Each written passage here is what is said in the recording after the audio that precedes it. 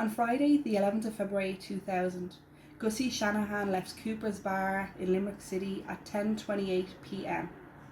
He crossed the street and was never seen again. This is the disappearance of Gussie Shanahan.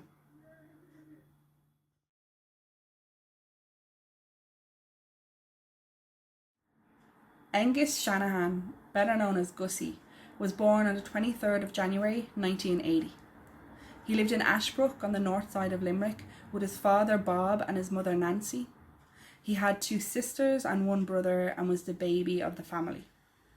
He was described as being sociable and outgoing and always smiling. He was 5'11" with a thin build, short fair hair and blue eyes. At the time of his disappearance, he was working at Dell.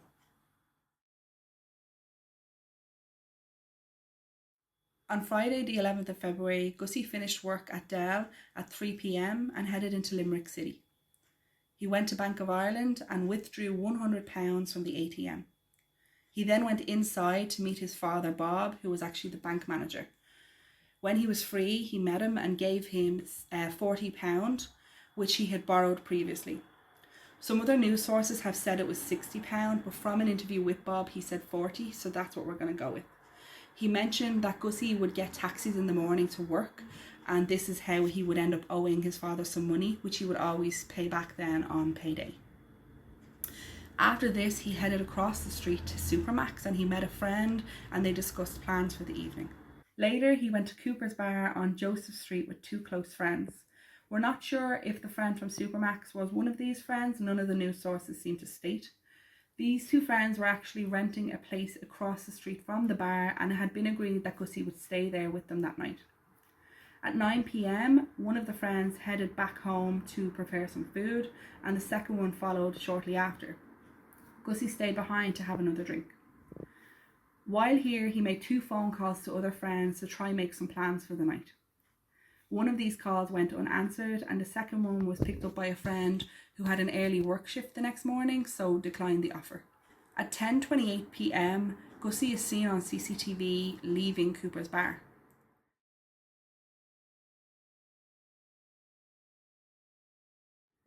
He walks across the street to the friend's home, but instead of knocking, walks down the street to a laneway and is never seen again.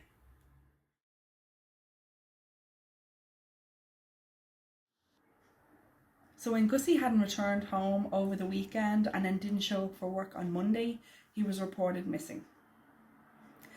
An extensive investigation followed and several areas and rivers were searched, but there was no sign of Gussie. A witness came forward to say that she saw Gussie crossing the street at Cooper's Bar. She was actually parking her car on the street, she lived there, and he walked in front of her car. He went up to the door. She said he raised his hand as if to knock, lowered his hand, shook his head, placed a bottle of beer that he was carrying on the ground, put his jacket on, and then walked down to turn down a laneway that was just down the road. I'm actually going to put some images up now for you to see how close the house was from Cooper's Bar. It was literally across the street. He had very little travelling to do. Unfortunately, there were no substantial leads and no arrests were ever made, and the case turned cold. Over the years, Gussie's family have made several appeals and have also appeared a couple of times on Crime Call. For anyone who doesn't know, Crime Call is an Irish show where they feature unsolved crimes and they discuss cold cases in the hopes that it might refresh someone's memory and get some tips in. After every appeal, Nancy would sit by the phone waiting.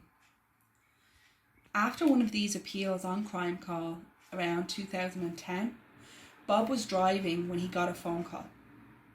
The man on the other line explained to him that it was a broken line and that it wouldn't be able to be traced. The line was very bad and Bob asked the man to please phone back. The man did phone back a couple of hours later. He said that Gussie was in the wrong place at the wrong time, that it went too far, and something about him being put over a wall. Again, the line was very bad and Bob asked again please for the man to phone back. Unfortunately, he never did. In 2016, Unfortunately, Nancy passed away from what Bob would say was a broken heart. In October 2018, partial remains were found to be Gussie Shanahan's. These remains, bone fragments from a foot, were actually found in 2001 on Key Island, Bunratty, County Clare, approximately 14 kilometres from Limerick City. But at the time, DNA technologies weren't advanced enough to be able to extract the DNA from the bone fragments of a foot. At the time, Gussie's family were actually asked to identify the bones that had been found with a runner, a sneaker, and at the time they went and identified it but said that it wasn't Gussie's, and so they just didn't think any more of it. And it was only in 2018, when DNA technologies were advanced enough, that it found that it was in fact Gussie's. Luckily, before Nancy died, both her and Bob gave samples of their DNA, the possibility that in the future they would be able to use it to compare against remains found. It is said that the foot is actually extremely difficult to get DNA from, so that was the first obstacle, and it had been in the water so long that they thought this was another reason you wouldn't be able to get any DNA from it. It is said that the maternal side of a DNA is actually the stronger side, and so thankfully Nancy had given her DNA before she had passed away, and this is how the fragments were able to be identified as Gussie's. His family held a funeral for Gussie to celebrate his life instead of remembering his tragic end. They said he was more than the boy on the missing poster, and that he had had 20 years of joy and life in him. His cousin, Father Aquinas Duffy from Dublin, held the mass. He would actually go on to found and create missing.ie, which is used for a lot of missing persons in Ireland, and he'd done this to help find Gussie.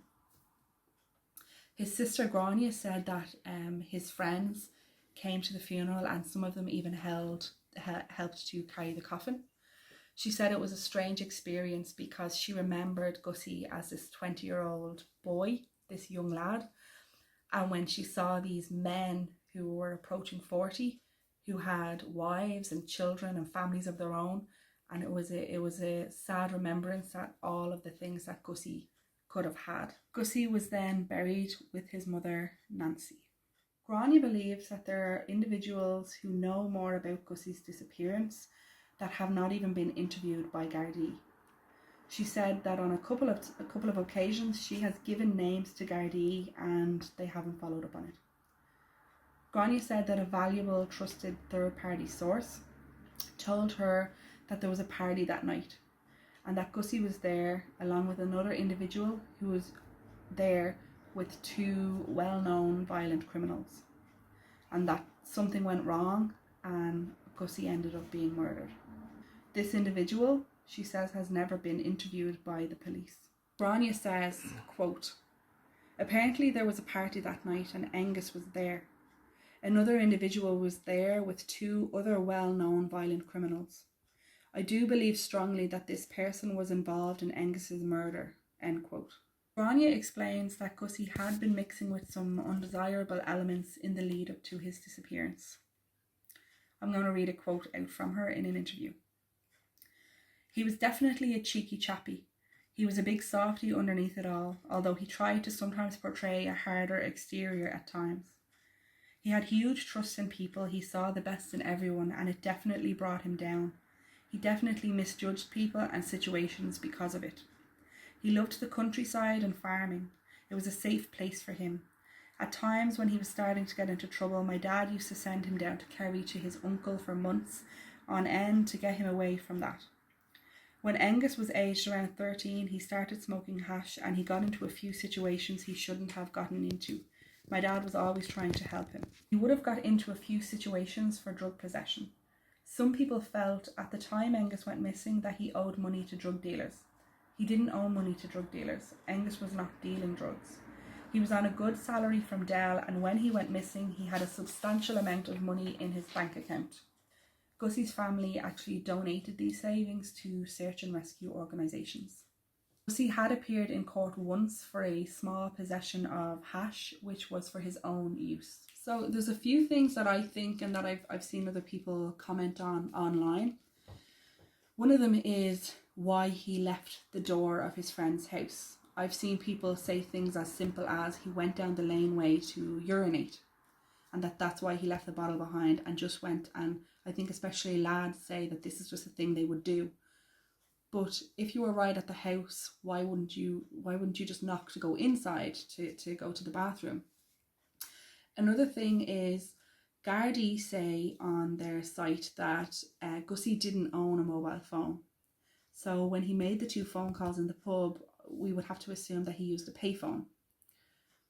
I would have to think that Gardaí know that he made these 2 calls because those friends came forward to say he made them. I don't know if they'd have the ability in 2000 to differentiate phone calls made from a payphone and who made those phone calls. This would mean that Gussie could have made a 3rd phone call to someone who said there was a party that night or something was going on that night, and we wouldn't know because that person never came forward to say that Gussie phoned them. Again, this is just a thought in my head, it might not lead anywhere. When he went to the front door, this could have been why he was not sure whether to go in or whether to go to this party. Maybe he knew that there would be undesirables at the party.